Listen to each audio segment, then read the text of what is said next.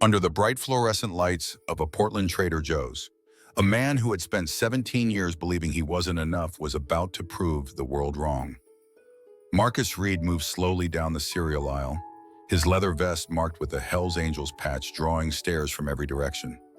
Tattoo sleeves covered both arms, a thick beard shadowed his jaw, and scars traced stories across his knuckles. A mother grabbed her daughter's hand and pulled her away, whispering warnings about dangerous men. Marcus had learned to expect this. He'd been called every name under the sun: monster, deviant, criminal. The words had carved themselves into his skin deeper than any tattoo ever could. If you believe that broken people can still choose courage, that one moment can rewrite everything you thought you knew about yourself, make sure to subscribe to Heart Stories, because what happened next would shatter every assumption about who deserves to be called a hero. That morning had started like most others. David Chen, Marcus's partner of 5 years, had made pancakes in their small apartment kitchen while Marcus brewed coffee.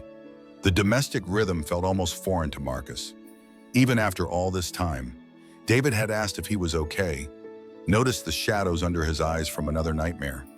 The same nightmare. 17 years old, standing in his father's garage, the words echoing like gunshots. "Get out of my house. You're not my son anymore." David had kissed him goodbye and reminded him about their appointment with the adoption agency on Friday. Marcus had nodded, but the fear had already wrapped around his chest. What if they think we're not good enough, Reaching for a box of granola. Marcus froze. A little girl, no older than 6, walked beside a tall man with a snake tattoo curling up his forearm. Her tiny hand was gripped in his, but her eyes told a different story. They were wide with terror. When she saw Marcus, she didn't look away. Slowly, deliberately, she raised her free hand, palm open, fingers spread wide, the signal for help. Marcus's heart stopped. He'd seen that hand sign scrolling through social media late one night, a campaign teaching children how to silently ask for help when they were in danger. For 1 second, he wondered if he was mistaken. Maybe she was just waving.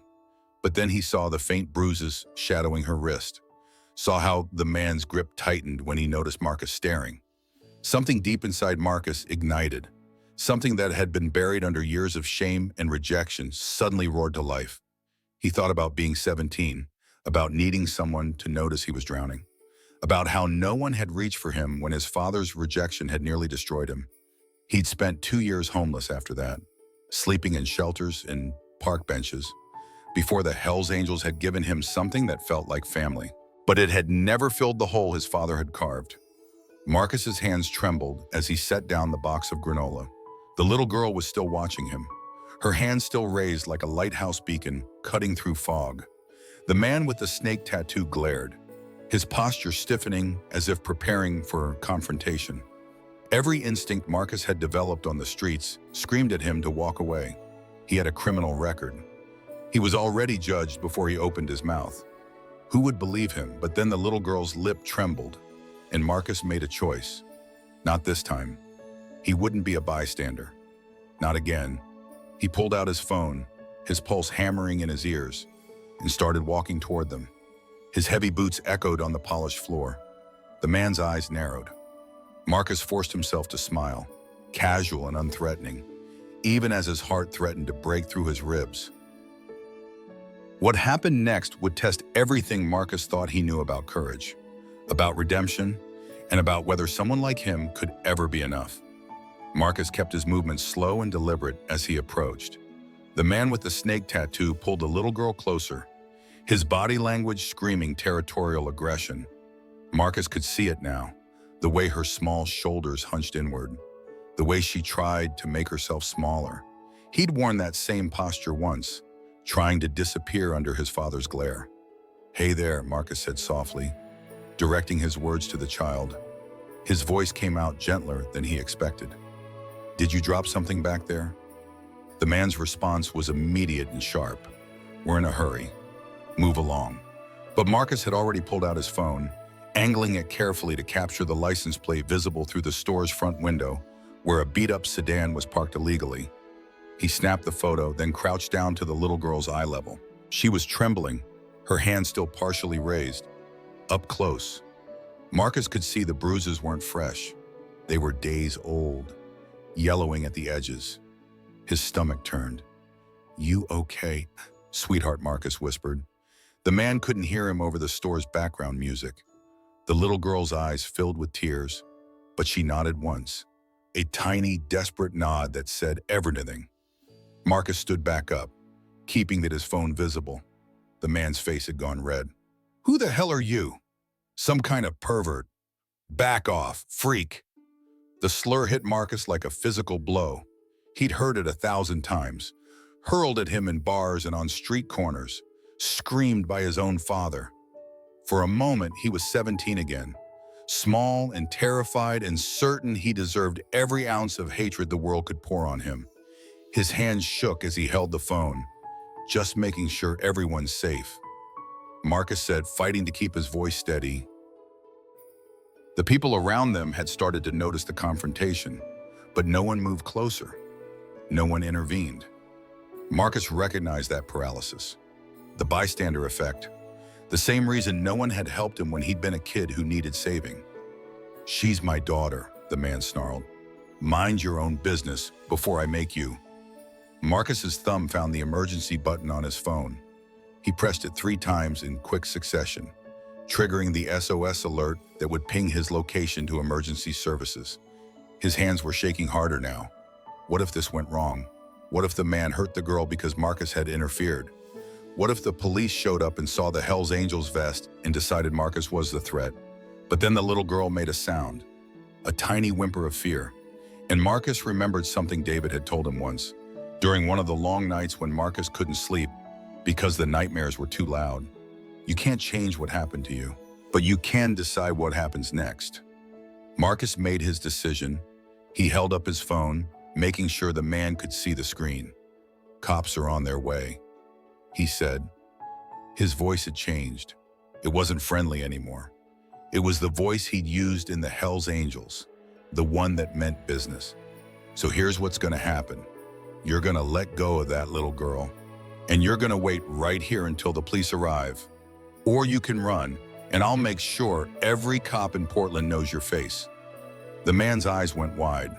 For a split second, Marcus thought he might actually comply. Then the man's expression twisted into something ugly and desperate. He shoved the little girl backwards so hard she stumbled. Marcus lunged forward, catching her before she hit the floor. The man bolted toward the exit, shoving past startled shoppers. Marcus wrapped his leather jacket around the trembling child, pulling her close. She buried her face in his chest, her whole body shaking with silent sobs. "It's okay," Marcus whispered, his own voice breaking. "You're safe now. I've got you. Nobody's gonna hurt you." The sound of sirens rose in the distance, growing louder. Shoppers formed a loose circle around them, some filming on their phones, others whispering to each other. Marcus didn't care. He just held the little girl, one hand cradling the back of her head, and waited. When the Portland Police Department vehicle screeched into the parking lot, Marcus saw officers tackle the man with the snake tattoo before he could reach his car. Detective Sarah Morrison, a woman in her 40s with sharp eyes and a no-nonsense demeanor, approached Marcus slowly. She took in his appearance, the vest, the tattoos, the way he was holding the child. "Sir," she said carefully, "can you tell me what happened here?"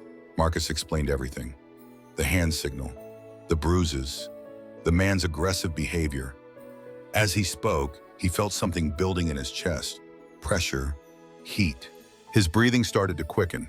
He finished his statement and gently transferred the little girl to a female officer who had brought a blanket and a stuffed animal from somewhere. Then Marcus walked outside into the parking lot. The cool Portland air hit his face, but it didn't help. His chest was too tight. He couldn't breathe. His hands wouldn't stop shaking. The panic attack crashed over him like a wave, dragging him under. He braced himself against his motorcycle, gasping for air. He fumbled for his phone and called David. "I need you," he managed to say. "Please come." David's voice was immediate and steady. "I'm on my way. Just breathe, baby." In through your nose, out through your mouth. You did good. You saved her. Just breathe. Marcus closed his eyes and tried to follow David's breathing pattern, tried to believe that what he'd done was good and not just another way for the world to confirm he was a monster. Detective Morrison found Marcus 20 minutes later, still leaning against his motorcycle. David had arrived and was standing beside him, one hand resting on Marcus's shoulder. Morrison's expression had shifted from suspicion to something that might have been respect. We ran the guy's information, she said. Brad Owens, multiple priors, including a conviction for child endangerment from 6 years ago. The little girl's name is Harper Sullivan.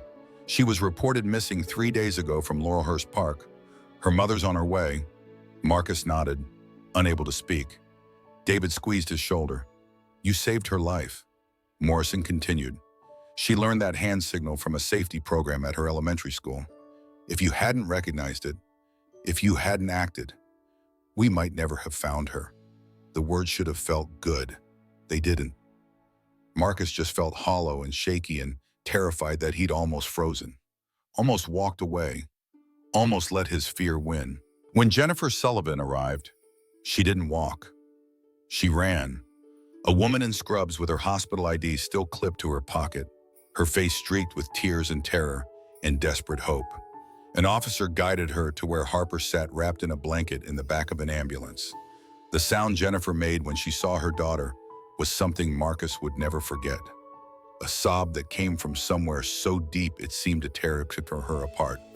She collapsed to her knees and pulled Harper into her arms, rocking back and forth. Thank God, thank God. Baby, I'm so sorry, I'm so sorry. Harper clung to her mother but kept looking back at Marcus. Finally, she pulled away from Jennifer and pointed. Mommy, that's my angel. He saved me. He has a rainbow heart. Jennifer looked up, following Harper's gesture. She saw Marcus standing beside his motorcycle, leather and tattoos and everything the world had taught her to fear. Then she saw David's hand on his shoulder, saw the gentle way David was holding him steady. She saw the rainbow pride flag keychain hanging from Marcus's keys. Jennifer stood and walked over slowly. Marcus tensed, expecting anger or suspicion or judgment. Instead, Jennifer threw her arms around him and broke down sobbing. Thank you. Thank you. I don't know how to thank you. Marcus stood stiffly, uncomfortable with the embrace, with the gratitude. You don't have to, he managed to say. I just did what anyone should do. But you did it when no one else would, Jennifer said, pulling back to look at him. Her eyes were red and swollen. I'm an ER nurse. I work night shifts. I'm a single mom. I let her play at that park while I was sleeping, and someone took my baby and I couldn't protect her, and this is all my fault. No, Marcus said sharply. The force of it surprised them both. This isn't your fault. You're a great mom. What he did, that's on him, not you. Jennifer nodded, wiping her face. She looked at David, then back at Marcus. You too, she said softly. Thank you both. By that evening, the story had hit local news. Hell's Angels saves kidnapped girl using silent hand signal. The video from the store's security cameras had somehow leaked online. Marcus watched himself on the news, saw the comments section filling up. 70% of them were positive. The other 30% made his stomach turn. We don't need people like that around our kids. Once a criminal, always a criminal. This is what happens when we let them normalize that lifestyle. David turned off the television. Don't read them, he said gently. But Marcus couldn't stop. He read every hateful comment, let each one sink in like a stone. His phone rang. The caller ID showed Tank Morrison, president of the Hells Angels Portland chapter. Marcus's stomach dropped. He answered. Saw you on the news. Tank said. His voice gave nothing away. We need to talk. Club meeting tomorrow night. Don't be late. Marcus hung up and looked at David. They're gonna make me choose. David pulled him close. Whatever you choose. I'm here. That night, Marcus lay awake staring at the ceiling. Tomorrow he would have to decide between the only family he'd known for 15 years and the life he'd built with David. Between the brotherhood that had saved him when he had nothing and the truth of who he really was, Harper's words echoed in his mind. Rainbow Heart. Maybe that little girl saw something in him that he'd never been able to see in himself. Outside, Portland continued its endless rhythm, indifferent to the quiet war being waged in one man's heart. But across town, Jennifer Sullivan held her daughter and whispered a prayer of gratitude for the stranger who'd worn his scars like armor and still found the courage to care. Sometimes the people the world teaches us to fear are the ones brave enough to stand between a child and danger. Sometimes the ones who've been broken know exactly how to catch someone before they fall. The Hells Angels clubhouse smelled like motor oil and old leather. Marcus had been coming here for 15 years, but tonight it felt different, foreign. The other members were already gathered when he arrived. Tank Morrison sat at the head of the long table, his face unreadable. Wrench, a 45-year-old member with more scars than teeth, glared openly. Tank got straight to it. "You made us look soft," he said. "All over the news, playing hero. And that other stuff, the gay thing. It's bad for our image." Wrench slammed his fist on the table. "We don't ride with people like you. You're gonna choose right now. Them or us." Marcus felt something crack open inside his chest. He'd spent 15 years trying to earn their acceptance, trying to prove he belonged. But standing there, facing their ultimatum, he suddenly saw it clearly. He'd been hiding, trading one closet for another. The Hells Angels had given him brotherhood, but only as long as he pretended to be someone he wasn't. "I choose me," Marcus said. His voice shook but held. "The real me. I'm done hiding who I am to make other people comfortable." He took off his vest, the patch he'd worn with pride for so many years, and laid it on the table. Then he walked out. The door closed behind him with a finality that felt like an ending and a beginning all at once. David was waiting in the parking lot, leaning against his car. He didn't ask what happened. He just opened his arms, and Marcus fell into them. A week later, Marcus applied to volunteer at the Portland Child Safety Coalition. The interview went well until the director mentioned they'd received several emails. A group of parents, led by a woman named Karen Whitmore, had started a petition. "We don't want a gay ex-criminal around our children." The language was coded, polite, but the message was clear. The board scheduled a special meeting to address the concerns. Marcus sat in a folding chair while strangers debated his worth. Karen Whitmore spoke passionately about protecting children from bad influences. Marcus felt himself shrinking, becoming that 17-year-old boy again, being told he was wrong and broken and dangerous. Then Jennifer Sullivan walked in. She wasn't scheduled to speak. She'd come straight from a night shift at the hospital, still wearing her scrubs. Harper was with her, clutching a piece of paper. Jennifer didn't wait for permission. She walked to the front of the room and turned to face the board. "This man saved my daughter's life," she said. Her voice was steady and fierce. "He has more integrity than anyone in this room. While you were debating whether he's good enough to volunteer, he was the only one who saw my daughter's cry for help, the only one brave enough to act." Harper walked up and handed her drawing to the board chair. It showed Marcus with angel wings and a rainbow arcing over his head. The board voted to approve Marcus's application. The vote wasn't unanimous, but it was enough. That night, Marcus's phone rang. His father's number. He almost didn't answer. Robert Reid's voice was gruff and uncertain. "I saw what you did on the news. That was brave." Marcus waited, hardly breathing. "But I still can't accept your lifestyle." Robert continued, "I'm sorry." The line went dead. Marcus sat in the dark, the phone still pressed to his ear, and felt something inside him shatter all over again.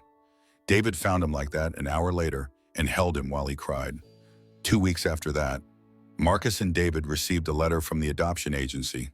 Application denied. The reason was buried in bureaucratic language about concerns regarding applicants' criminal history and lifestyle stability. Marcus read it 3 times before the words really sank in. "They think I'm not good enough to be a father," he said to David. And maybe they're right.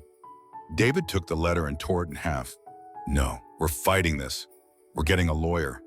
But that night, when Jennifer called asking if they could babysit Harper while she worked a double shift at the hospital, Marcus said yes. Harper arrived with a backpack full of toys and books. She was quiet at first, cautious. But when bedtime came and she started crying, screaming about the bad man coming back, Marcus sat on the floor beside her bed.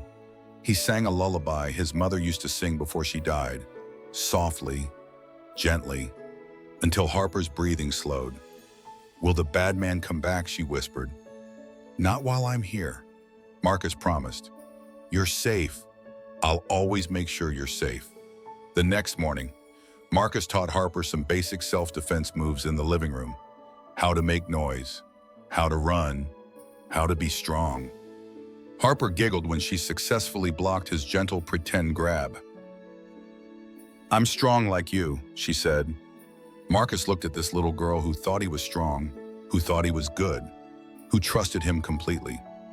Maybe he wasn't perfect. Maybe he had a past full of mistakes and bad decisions, but he cared.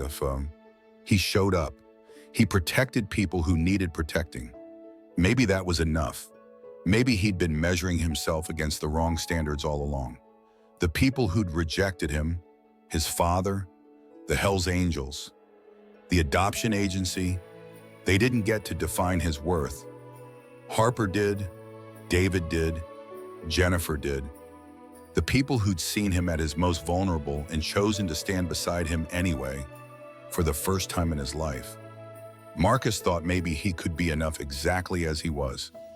Patricia Nguyen, the LGBTQ rights lawyer David had found, sat across from Marcus and David in their small apartment. She reviewed their case with sharp, efficient eyes. The adoption agency's rejection was discrimination poorly disguised as policy. She could fight it, but it would mean a hearing where Marcus would have to testify about everything. His time with the Hell's Angels, his criminal record, the rescue. Marcus agreed without hesitation. He was done hiding.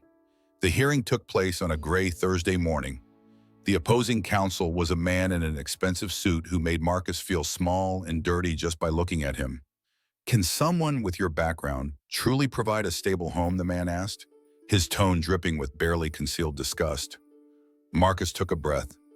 "I spent years being told I wasn't enough, that I was wrong, dangerous, unworthy.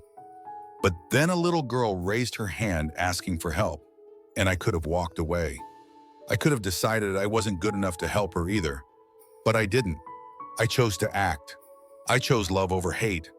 That's the home we'll build for a child, one where they're taught to choose courage, to choose kindness, to show up for people even when it's hard." The board deliberated for 3 hours. When they returned, they'd overturned the denial. But before Marcus and David could celebrate, Marcus's phone rang. His father had had a heart attack. Robert Reid was in the ICU at Providence Portland Medical Center. Marcus drove there without thinking, David beside him. He sat by his father's bedside for 3 days, barely sleeping. When Robert finally woke up, confused and weak, the first thing he saw was his son. "You came," Robert whispered. Even after what I said, tears ran down the old man's weathered face. "I was wrong. I was so scared of losing you that I pushed you away. But you're still my son. Can we try?" "It won't be easy," Marcus said. "You'll have to accept David too." Robert looked at David standing in the doorway. He extended a shaky hand. "Thank you for taking care of my son. It wasn't perfect." Robert still stumbled over pronouns and got uncomfortable with displays of affection, but he was trying. That was more than Marcus had ever hoped for. 3 months later, Marcus and David brought home Liam, a 5-year-old boy with dark curls and eyes that had seen too much. Liam had been in foster care since he was 2. He had nightmares. He threw tantrums. He screamed that they weren't his real dads and threw toys at the wall. Marcus sat with him through every storm. He sang lullabies. He taught him that anger was okay, but hurting people wasn't. He showed up every single day, even when it was hard, even when he felt like he was failing. 6 months after the rescue. Harper turned 7.